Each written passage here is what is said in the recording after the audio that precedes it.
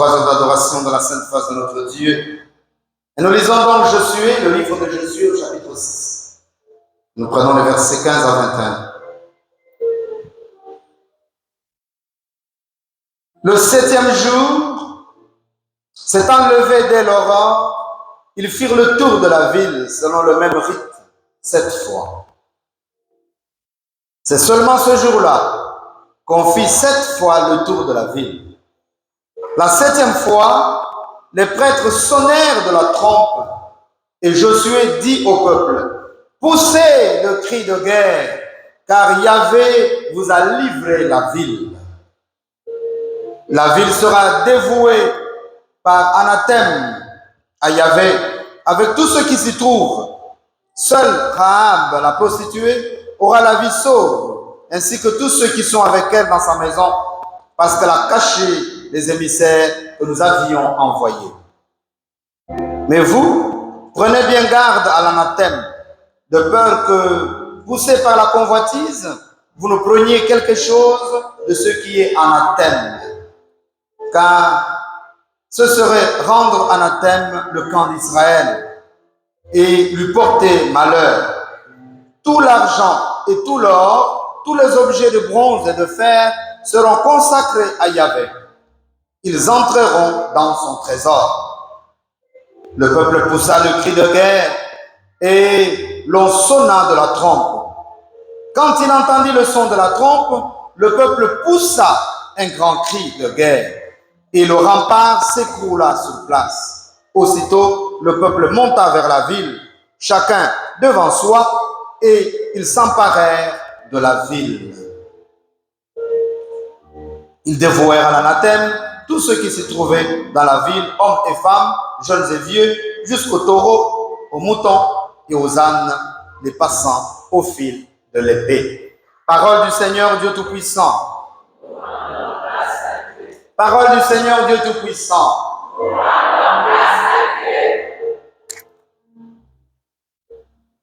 Bien-aimés, nous connaissons d'une manière générale ce récit. Et nous avons déjà entendu parler de Jéricho.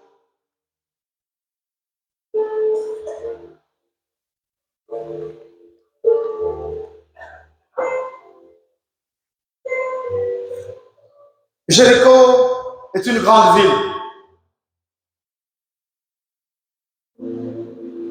Une grande ville reconnue par ses remparts. Ses remparts étaient très hauts. Et donc c'était une ville barricadée, imprenable. Il n'était pas loin de Jérusalem.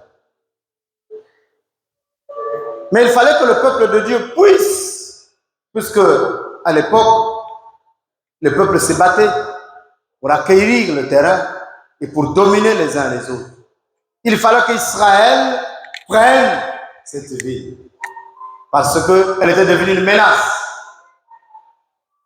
Elle était devenue un mur qui s'opposait à l'élargissement du pouvoir et la domination d'Israël et donc à la conquête. Alors Dieu a dit, je vais vous donner cette ville de son peuple. La paix de Christ. Hein? La paix de Christ. Hein?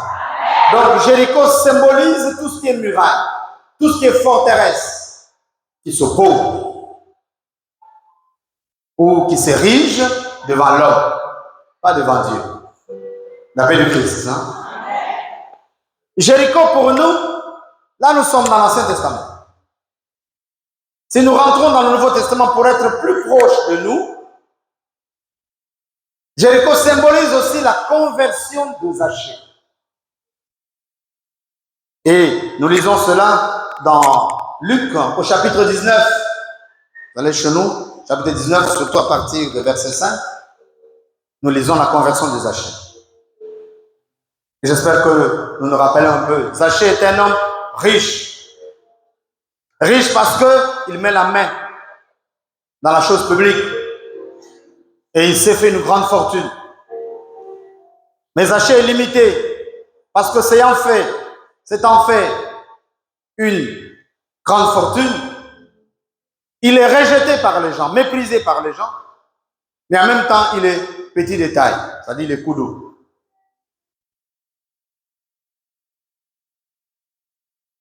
Et voilà qu'il entend parler de Jésus. Et l'Esprit de Dieu le touche. Il veut voir Jésus. Alors, comme les petits détails diminués, il va se retrouver face à un obstacle de taille. C'était la foule. Étant donné qu'il est très riche et donc méprisé, les gens ne veulent pas le voir, ou bien les gens font avec, donc qui va le laisser passer? Du moment qu'il est déjà un rejeté, il est au banc pratiquement de la société parce que c'est un corrompu. Il représente tous ceux qui sont corrompus.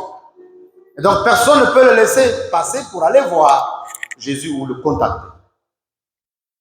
Alors, au fond de lui-même, par la force de l'Esprit Saint qui agit malgré nous, si au moins nous avons la volonté de vouloir aller, il va chercher à monter dans le sycomore, un grand arbre qui est là, et à partir de là, il va voir Jésus. La paix du Christ. Hein? La paix du Christ. Hein? Et comme Jésus passe par là, Jésus va le voir. Mais c'était déjà un rendez-vous de Dieu. Et par la volonté de Zachée de vouloir rencontrer Dieu, Dieu avait déjà tendu la main lui-même. Il va rencontrer Dieu et le Seigneur va dire, le Fils de l'homme est venu pour sauver ceux qui étaient perdus. Et Zachée fait partie de ceux qui étaient perdus. La paix du Christ. Hein? Et donc lui-même, il y a eu cette muraille qui était la foule. Mais par la grâce de Dieu, il est passé par l'arbre et il a eu la vie sauve, c'est-à-dire il a été sauvé, il a eu la paix et il va se convertir véritablement en donnant ses biens aux pauvres et même à tous ceux à qui il avait fait du mal. Alléluia. Amen. Voilà donc Jéricho. Jéricho qui symbolise les forteresses. Jéricho qui symbolise la conversion de Zachée. Amen. Amen. Amen. Symboliser la conversion pour que chacun de nous s'ouvre pour dire quand tu veux Dieu, quand tu t'ouvres à Dieu, Dieu lui-même, c'est lui qui a permis que tu t'ouvres. C'est celui qui a déjà agi. Et donc reste dans les dispositions de Dieu et Dieu te permettra d'acquérir au-delà de ce que tu voulais. Non seulement il voulait voir Jésus, mais il a eu le salut parce que Jésus est allé dans sa maison et lui a apporté le salut. La paix du Christ. Hein? Jéricho, troisièmement, symbolise la guérison de l'aveugle. Chez Jean, chez Luc, chez Matthieu, nous avons la conversion de l'aveugle né sur la route de Jéricho. Alléluia. Et plus chez Marc, nous avons le nom. Chez les autres, nous n'avons pas le nom. Luc et Matthieu, nous n'avons pas le nom. Mais Marc donne plus le nom. En disant tout simplement, c'est Bartimée, fils de Timée, qui était donc au bord de la route. La paix du Christ. Hein? La paix du Christ. Hein? Bartimée est là, il va entendre parler de Jésus, il est au bord de la route, il est tout simplement mendiant, il entend parler de Jésus et il abandonne ce qu'il est en train de faire et il crie, fils de David. Il attribue déjà le titre du fils de David, aie pitié de moi. Et Jésus va donc venir à son secours. Amen. Aujourd'hui, le Seigneur nous invite donc à prier, contre les forteresses. Nous allons nous lever contre les forteresses. Tout ce qui apparaît comme mur devant nous et comme esprit de mur. J'ai toujours rappelé ici dans les enseignements que Satan passe le temps à copier ce qui est déjà dans ce que Dieu nous permet d'avoir, lui il copie. Et donc du coup il fabrique, il envoie ces petits démons qui viennent dans ce qui est naturel pour nous enfoncer davantage. Le mur, une situation de mur peut exister dans notre vie, mais Satan peut en ajouter et créer donc des esprits de mur. Et vous vous retrouvez chaque fois devant des obstacles, des forteresses. Pour acquérir quelque chose, c'est un problème. Pour accéder à ceci, c'est un problème. Avoir le travail, c'est un problème. Avoir de l'argent, c'est un problème. Tout ce qui peut faire votre épanouissement devient toujours une muraille. Et il faut toujours que vous puissiez vous battre pour que vous alliez de l'autre côté. La paix du Christ. Et si vous ne battez pas, vous allez rester là à pleurer. Premier ici. Et ça, c'est la situation de beaucoup d'entre nous. Nous allons nous lever contre l'esprit de maladie.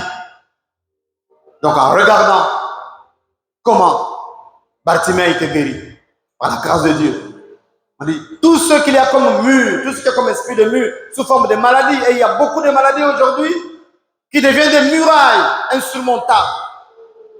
Dans notre pays comme dans le monde. De plus en plus aujourd'hui, il y a le cancer. Et dès que ça prie, c'est fini. Si vous êtes en train d'aller à l'hôpital ici chez nous, pour le cancer, ça passe. Mais dès qu'on dit en congé, c'est qu'il faut préparer le cercueil. Alléluia. Alors Satan aussi passe par là. Il envoie l'esprit maintenant de cancer. Il n'y a pas longtemps, j'ai prié avec quelqu'un. Une jeune dame. Dans un même corps, 3 cancers. Ça vient faire quoi? Qui a dit ça? Amen. Et c'est ça votre force. Et quand on commence déjà à faire la chimio et tout le reste, ça devient compliqué. Je dis à la personne, il faut venir sur Libreville. La personne est venue sur Libreville, nous avons prié, la personne est repartie, arrivée à l'hôpital, il n'y avait plus de chimio à faire. La paix du Christ. La paix du Christ. Et surtout chez la femme aujourd'hui, cancer de sein, cancer d'utérus, c'est devenu populaire. Il n'y a pas longtemps, c'était le VIH. Pour un rien, VIH, elle a le VIH, il a le VIH. Et du coup, tout le monde se met à se moquer les uns des autres parce qu'on ne disait plus VIH, on disait 4 lettres. Moi, je ne savais pas ça, j'ai su ça il n'y a pas longtemps. Alléluia. La paix du Christ. Hein? Donc nous allons nous lever, nous allons prier face à toutes ces maladies, ces grosses maladies qui deviennent presque insurmontables, qui deviennent de murs pour certains d'entre nous et qui détruisent les familles parce que dès que quelqu'un dure dans la maladie, c'est le problème qui perdure. Non seulement il y a les dépenses, mais ça va amener des divisions, on va commencer à se soupçonner, on va aller consulter, on va consulter, sauf Dieu. Troisième chose, bien amis, par rapport, toujours bien aimé, par rapport au Jéricho, nous avons Bartimée qui est au bord de la route. La route signifie le lent de la vie.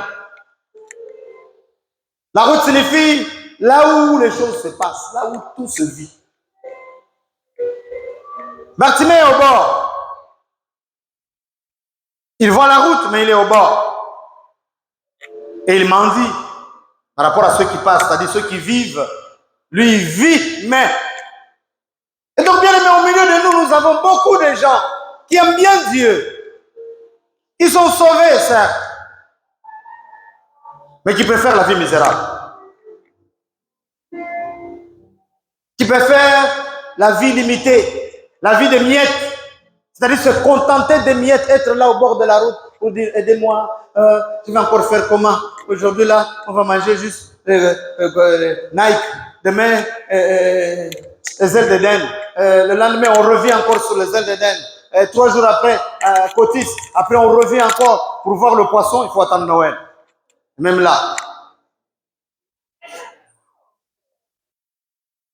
Beaucoup d'entre nous ont décidé. Or, qu'est-ce qui se passe avec Bartimée?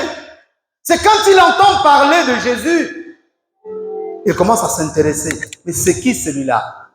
On lui dit, et il se lève et dit, fils de David, aie pitié de moi. Je refuse de rester au bord de la route. Et au devant de lui, il y avait déjà le mur, la muraille de ténèbres, l'obscurité. Il ne pouvait pas voir. Et en plus, il y avait les gens qui lui disaient, écoute, ici, là, c'est les gens bien importants. Toi, reste d'abord là-bas. La paix du Christ. Hein? Mais il va crier. Parce que Jésus n'est pas venu nous donner des miettes. Jésus n'est pas venu te donner un morceau de pain. Jésus est venu te donner le pain de vie. Le pain, pas le morceau. Alléluia. Et il dit, je donne ma vie. Non seulement ma vie, je la donne en abondance. C'est nous qui devions être à la table. Il ne faut pas suivre la femme. Ça, c'était par rapport à la foi que le Seigneur nous a donné, ce texte et ce récit. La syrophénicienne, qui parle bien sûr, que les chiens sont au pied de la table, mangeant ce qui tombe de la table des enfants. Ça, c'est pour la force de la foi. Mais toi, enfant de Dieu, tu dois voir les choses en abondance. Tu ne peux pas te contenter des miettes. On va encore faire comment? J'enlève mon corps. Pour éviter les problèmes. Dès qu'il y a quelque chose, faut des repères là. Doucement. Et tu te contentes des miettes. Et il y a beaucoup qui se limitent là. Tu aurais pu faire plus. Non. L'école, au lieu d'aller plus. Non. Le bac, ça va. Vous allez travailler avec le bac. Vous allez travailler avec le BEPC. Et dès que celui qui a le master arrive, vous allez l'aimer. La paix du Christ. Celui ou celle qui a le doctorat arrive, vous allez l'accepter là. Toi, tu as eu que le BPC. C'est d'abord quoi le BPC? Mon frère, ça signifie quoi BPC? Brevet. De quoi?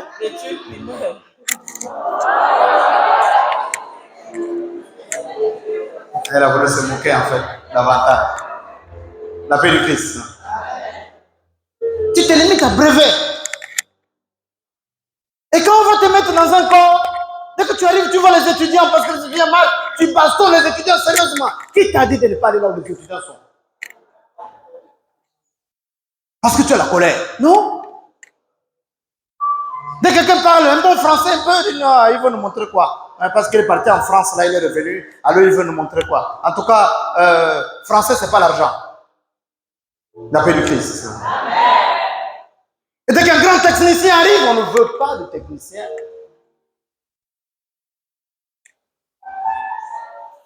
Mais on veut les miettes. Il n'y a pas longtemps, nous avons parlé, très très longtemps. Des gens qui vont dans les sectes parce qu'ils veulent garder, avoir le pouvoir et les richesses. Même les gardiens de maison vont aussi là-bas maintenant. Nous, on pensait que c'était pour devenir directeur. Non, c'est pour être gardien de maison. Et qu'on ne m'enlève pas de là. Quand tu fais le tobossi, c'est pour faire quoi? Pour qu'ils ne te quittent pas. C'est-à-dire, si vous êtes dans un petit quartier de tombe, vous resterez là-bas. 5 ans de mariage, 10 ans de mariage, 15 ans de mariage, petit quartier de tombe. Restons là. Il ne faut pas me quitter. Parce que s'il va à Kokobit, s'il va en Guinée, comment ça va du commerce, il va attraper une autre femme là-bas. Donc, mieux vaut qu'il soit ici, là. On tourne nous tous ici. Les miettes. Beaucoup se contentent des miettes. Et ça, c'est très facile pour quelqu'un qui ne veut pas aller loin. Pour dire, si le peuple ne veut que ça, alors on lui donne ce qu'il mérite. Ou ce qu'il veut. Non! L'enfant de Dieu marche sur sa route. Nous sommes des pèlerins sur la terre pour aller vers la terre promise que nous vivons déjà pas à pas, pas à pas. Et dans la terre promise, c'est le miel. Dans la terre promise, c'est les viandes grasses. Dans la terre promise, c'est le vin capiteux. Dans la terre promise, c'est les gens qui sont riches dans le nom de Dieu. Tu ne peux pas être sauvé par Jésus et vivre misérablement. Non. Ah, ce n'est pas moi, ce sont les autres. Non, qu'est-ce que tu fais? Qu'as-tu fait? Qu'as-tu demandé? Quel mouvement as-tu opéré? Oh non, la société est fermée. Oui, perce le trou. Parce que Jéricho est là. Muraille imprenable, Dieu dit, je vous donnerai la ville. Voici ce qu'il faut faire, c'est-à-dire obéir à Dieu et à Dieu seul. La paix de Christ. Veuillez vous lever.